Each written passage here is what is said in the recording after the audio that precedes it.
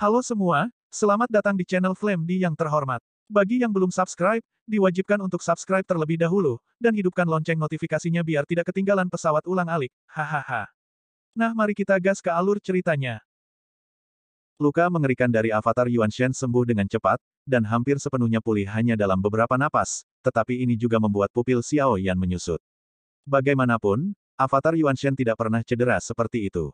Tentu saja, kekuatan fisik yang ditampilkan oleh klon dewa asli juga membuat wajah Jian Xiangyang menunjukkan ekspresi yang luar biasa, dan dia berpikir bahwa pedang keduanya cukup untuk memukulnya dengan keras.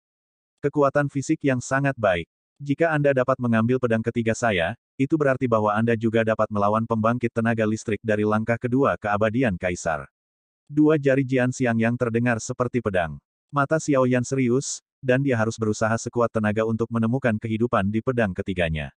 Seni membentuk kehidupan. Dua sosok dewa dan avatar dewa asli tumpang tindih dan berubah menjadi satu, dan kemudian mengangkat kepala mereka tiba-tiba, avatar dewa asli, yang tidak memiliki fluktuasi origin Qi, menyatu dengan dewa di saat ini, dan api dan guntur meraung meledak.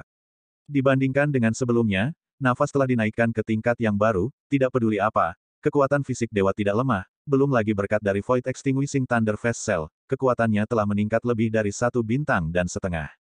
Memang ada beberapa hal, tapi tidak banyak. Jian Xiangyang memberi Xiao Yan cukup waktu untuk bersiap, dan menatap Xiao Yan yang memancarkan aura kuat di ujung yang jauh, matanya masih datar, seolah-olah itu tidak terlalu mengejutkannya. Ayo, senior, aku siap. Xiao Yan tiba-tiba mengangkat kepalanya, dan menatap Jian Xiangyang dengan sepasang mata tegas. Memanggil. Jian Xiangyang mengangkat tangannya, dan geng pedang mengamuk di dua jari, dan pedang itu terpotong. Dibandingkan dengan dua pedang sebelumnya, fluktuasi yang dipancarkan oleh pedang ini benar-benar berbeda. Seluruh ruang meletus dengan teriakan dan peluit pedang yang menusuk, dan cahaya pedang emas menebas ke arah Xiao Yan. Xiao Yan mengeluarkan Eid Desolate Mysterious Heavy Ruler, dan Genesis Qi berubah menjadi api dan petir dengan panik mengalir ke dalamnya.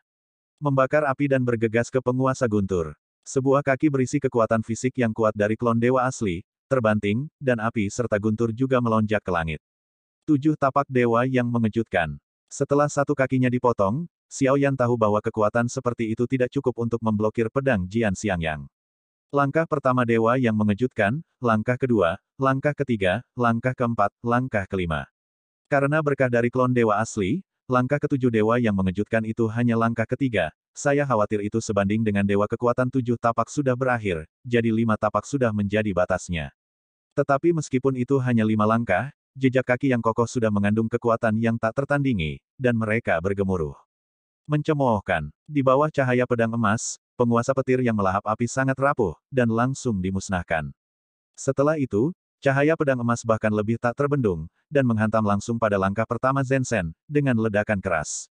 Tapi itu hanya stagnasi. Langkah pertama adalah runtuh dan pergi, dan kemudian langkah kedua. Langkah ketiga, tidak diragukan lagi, runtuh di bawah cahaya pedang ini satu demi satu, dan hanya jatuh pada langkah keempat untuk menjadi enggan, mampu menyaingi itu. Ledakan. Seluruh ruang bergetar, dan setelah beberapa napas, ada bunyi klak pada langkah keempat, dan kemudian runtuh lagi dengan keras. Mata Xiao Yan bergetar, karena setelah menghapus langkah keempat, cahaya pedang emas ini tampaknya tidak terlalu terpengaruh. Ledakan. Suara tabrakan bergema, dan cahaya pedang emas menghantam jejak kaki yang kokoh dari langkah kelima. Seluruh jejak kaki tiba-tiba mandek. Cahaya keemasan yang ganas tampaknya dapat memutuskan segalanya, dan langkah kelima mulai bergetar. Permaisuri melihat keterampilan bertarung Xiao Yan, matanya yang indah bersinar terang, karena itu adalah keterampilan bertarung yang mulia, dan perasaan yang akrab ini membuatnya semakin cemas. Kakak, ketika dia menginjak langkah kelima, ada suara retak lagi, mata Xiao Yan menyipit, dan dia segera menggertakkan giginya, darah membasahi kulitnya, dan dia mengangkat kakinya lagi, gemetar. Engah. Xiao Yan menyemburkan seteguk darah, dan Qi dan darahnya melonjak, langkah ini juga menyebabkan kerusakan besar pada tubuh internalnya. Anak ini, hanya untuk belajar dari satu sama lain, tidak perlu menjadi begitu kompetitif. Jian Xiangyang juga, dengan kekuatannya, langkah kedua dari keabadian Kaisar mungkin tidak dapat mengambil pedangnya. Temperamen. Keduanya agak mirip, dan tidak ada yang mau mengakui kekalahan. Semua orang memandang keduanya dan menggelengkan kepala tanpa daya. Permaisuri, apakah dia benar-benar Gu Zongsheng? Yu Chan telah bangun, dan masih ada kelelahan di wajahnya. Sepertinya dia telah mengalami perang tanpa tidur. Gu Zongsheng telah jatuh, dan dia adalah reinkarnasi dari Gu Zongsheng. Permaisuri menggelengkan kepalanya dan menjawab. Reinkarnasi. Dia lebih menyenangkan daripada Gu Zongsheng, tetapi temperamennya persis sama. Kata Yu Chan sambil tersenyum, jelas mereka semua mengenal Gu Zongsheng. Jadi, ini dia. Mulut ratu yang kemerahan naik sedikit. Sambil melihat sosok Xiao Yan, matanya terlalu banyak berkedip dengan masa lalu Gu Zongsheng. Tapi dia terlalu lemah dalam hidup ini, dan aku merasa dia terlihat seperti manusia. Yu Chan Liu sedikit mengernyit, memandang Xiao Yan, dan memikirkannya, ya, aku merasakan hal yang sama. Beberapa orang di samping mengangguk, sepertinya memiliki perasaan yang sama. Pada saat ini, salah satu dari mereka menyebutkan sebuah kalimat, dan tiba-tiba mata semua orang tiba-tiba menyusut, dan mereka semua bereaksi. Permaisuri, bagaimana situasinya? Semua orang memandang Permaisuri dengan curiga. Inilah alasan mengapa dia begitu lemah. Permaisuri berkata, dunia yang kita tunggu hanyalah sebuah subdunia yang dibelah oleh Sengsi. Ini adalah cabang yang berasal dari sungai panjang di waktu yang salah. Dia mengambil apa yang seharusnya menjadi milik Xiao Yan, dunia, jadi tujuan dari perjalanan ini adalah untuk menangkap kembali Ki dunia. Permaisuri membelai kelinci Bing Yun dan berkata tanpa tergesa-gesa. Semua orang mendengar kata-kata itu dan mata mereka masih penuh keraguan.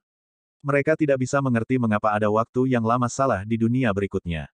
Ini semua adalah masalah tingkat yang lebih tinggi. Apa maksud Permaisuri adalah bahwa dia akan membunuh penguasa istana Dewa Perburuan.